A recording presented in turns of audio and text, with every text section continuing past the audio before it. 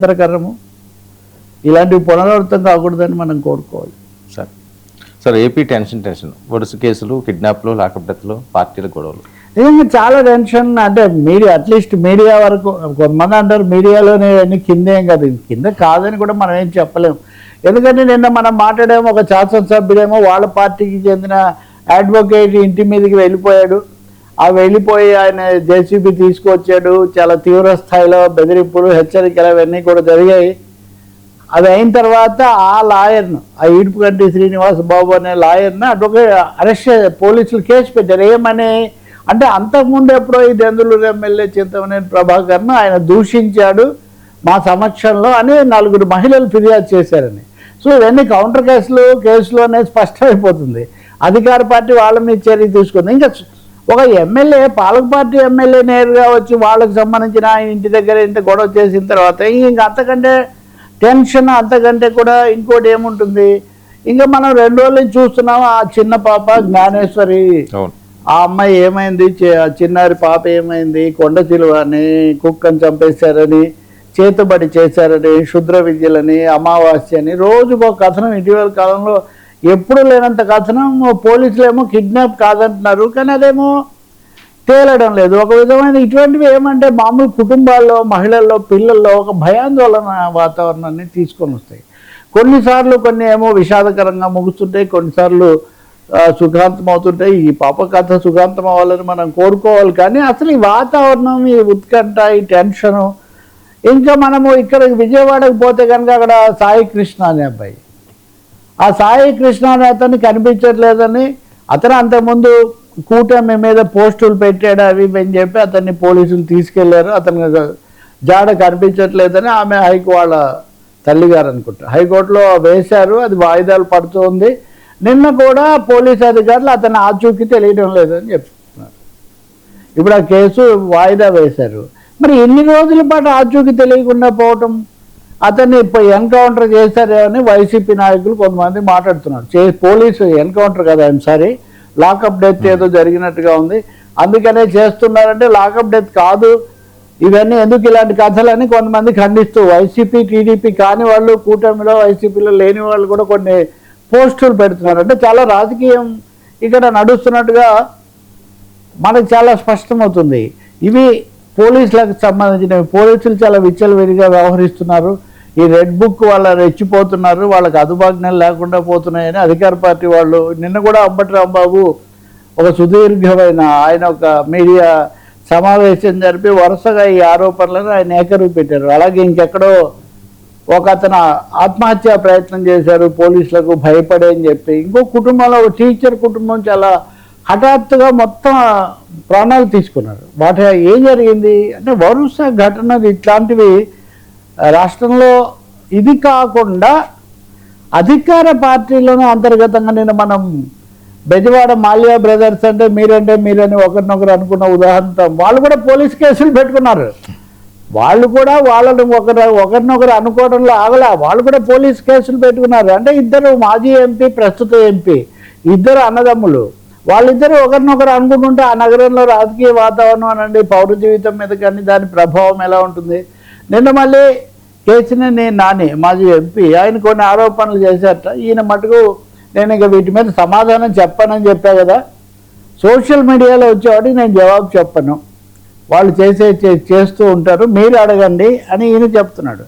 So వరుస ఈ జాబితాలోనే చెప్పాలంటే కనుక విశాఖపట్నం, ఈ విశాఖపట్నంలో ఆ పెందుర్తి ప్రాంతంలో భూ కబ్జా చేశారు. 8 ఎకరాలు 100 కోట్ల విలువైన భూమి కబ్జా చేశారని మాజీ మంత్రి, ప్రస్తుత శాసనసభ్యుడు మాడుగుల బండారు సత్యనారాయణమూర్తి ఆయన వెళ్ళి స్వయంగా జిల్లా జాయింట్ కలెక్టర్కు మెమోరాండం ఇచ్చారు బహిరంగ. ఇంకెవరన్నా ఇస్తే వేరే విషయం. అధికార పార్టీ సీనియర్ నాయకుడు, మాజీ మంత్రి, కష్టకాలంలో కూడా నిలబడినటువంటి తెలుగుదేశం నాయకుల్లో ఆయన ఒకడు. సరే, మొన్న ఆయనకు అంత మంత్రివర్గంలోకి రాకపోవటం వీటిలాంటి అసంతృప్తులు కూడా ఆయన అభిమానుల్లో, అనుయాయుల్లో ఉండొచ్చు. కానీ 100 కోట్ల విలువైన భూమి కబ్జా జరిగింది, 8 ఎకరాలు, ఎన్నిసార్లు దృష్టికి తెచ్చినా చేయటం లేదు అని. అంతకుముందు జనసేన నాయకులు అనేక సార్లు ఆ కార్పొరేటరు వాళ్ళు ఫిర్యాదులు పెట్టారు. మూర్తి యాదవ్. ఆ మూర్తి యాదవ్ వాళ్ళు పెట్టారు.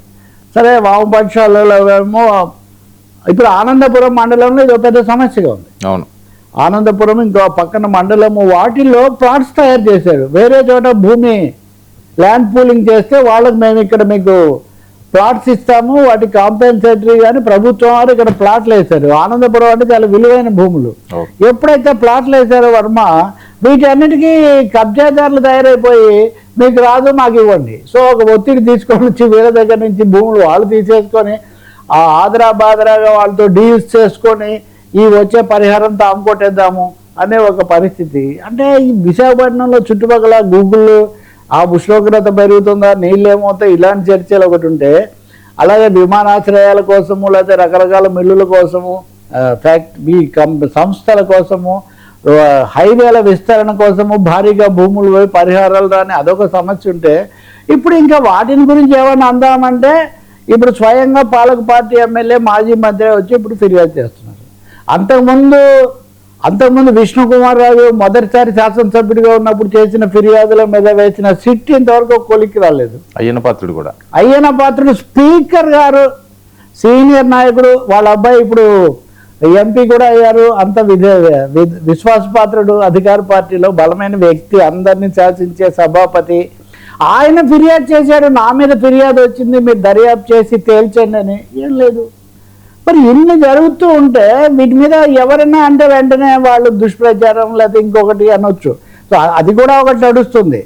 అదేంటి అంటే లేనిపోని ఫిర్యాదులు చేస్తున్నారని చెప్పి వైసీపీ సోషల్ మీడియా పైన ఆపేశారట. ఒకటేమో ఇదిగో ఈ డిఎస్సి పరీక్షల మీద ఇంకో దాని మీద చేస్తున్నారని మా పోస్టులు ఆపేస్తారా, మీడియా స్వేచ్ఛ మీద దాడని జగన్మోహన్ రెడ్డి ఓటు పెట్టాడు. మూడవది అసలు మొత్తం మా సైట్స్ ఎలా ఆపేస్తారు, ఏదైనా ఫిర్యాదు ఉంటే దాని మీద చేసుకోవాలని. అంటే మీడియా దగ్గర నుంచి, భూముల దగ్గర నుంచి, కుటుంబాలు, వ్యక్తుల దగ్గర నుంచి కూడా ఒక వివాదాస్పదమైన, అపరిష్కృతమైన, ఉద్రిక్త వివాదాలు చాలా పెరుగుతున్నాయి. అనంతపురం జిల్లాలో కూడా ఉన్నాయి కొన్ని, అంతర్గతమైనవి కూడా కొన్ని ఉన్నాయి. కాబట్టి ప్రభుత్వం వీటిని వేగంగా పరిష్కరించడం ఒకటి, రెండోది న్యాయం జరిగే విధంగా చూడటము, బాధితులకు ఆ కుటుంబాలకు కూడా వాటి నుంచి పోగొట్టడం, భయాందోళనలు. సరే ఇప్పుడు మీరు అనంత బాబు అప్పుడప్పుడు శవాన్ని పార్సల్ చేశాడు ఆ పార్టీ ఓడిపోయింది, 11 స్థానాలకు పరిమితమైంది కదా, దాని గురించి రోజు చెప్పుకోవడం వల్ల ఉపయోగం ఉంది. సో ఈ ఘటనలన్నింటినీ కొలికి తాల్సిన బాధ్యత మటుకు ప్రభుత్వం మీద, ముఖ్యంగా పోలీసుల మీద చాలా ఎక్కువగా ఉంది. టెన్షన్ ప్రజల్లో వస్తుంది. ఇలా పెరిగితే ఏమవుతుంది, స్థానిక ఎన్నికలు వస్తాయి. స్థానిక ఎన్నికలు వచ్చేసరికి టెన్షన్లు ఇంకా పరాకాష్ఠకు చేరుతాయి. సార్ పవన్ ఢిల్లీ టూర్, కమ్యూనిస్టులపై కామెంట్స్, తెలుగు రాష్ట్రాలపై కేంద్ర పాత్ర. కొంచెం ఢిల్లీలో